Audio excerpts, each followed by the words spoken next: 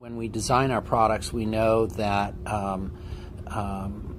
that cortical change is driven through activity-driven processes, and we know that frequency and intensity of use of the product, but also frequency and intensity of the trials that a student experiences in that learning environment are critical for driving neural change and neuroplasticity.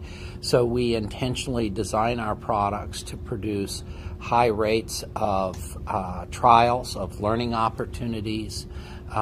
We also know that motivation is a critical component to learning, and that really the neuromodulatory systems that come into play in neuroplasticity and in learning in general operate on the order of tens of milliseconds. And by that I mean when you have a learning opportunity and a successful experience, the reward associated with having a successful learning trial needs to occur within tens of milliseconds of that decision process in order to maximize the opportunity for synaptic change.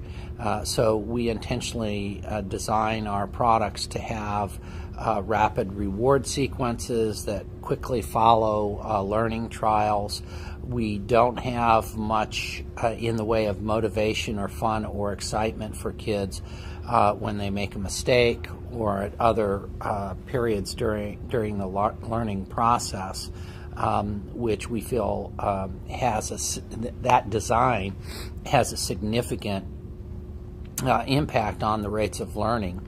Some of the other things that we do is we have the ability to track and monitor an individual student's learning performance and change what they're exposed to on a trial-by-trial basis based on their performance on the previous trial. So we're able to rapidly adapt what the child experiences in a learning situation so that we're constantly tracking and moving them onto more difficult content material, which again helps optimize the learning process, because if you stay in an area where you're quite successful, it's too easy, it becomes boring.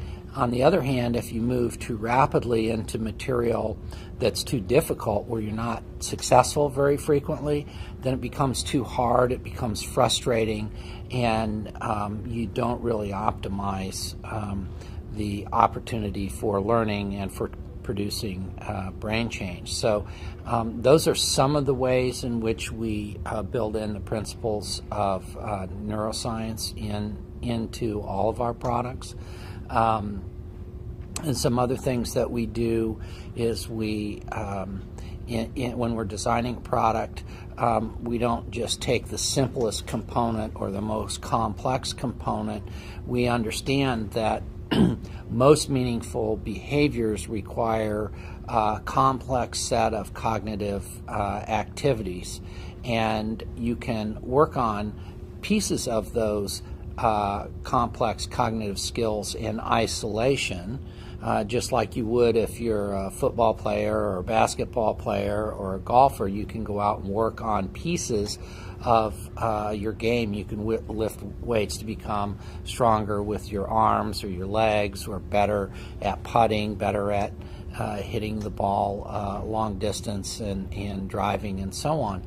So much like that, practicing the different components that make up a more complicated skill set, we build that into our exercises and products as well. So you'll work on things in maybe a more simple way and build up to using that same material in a more complex situation.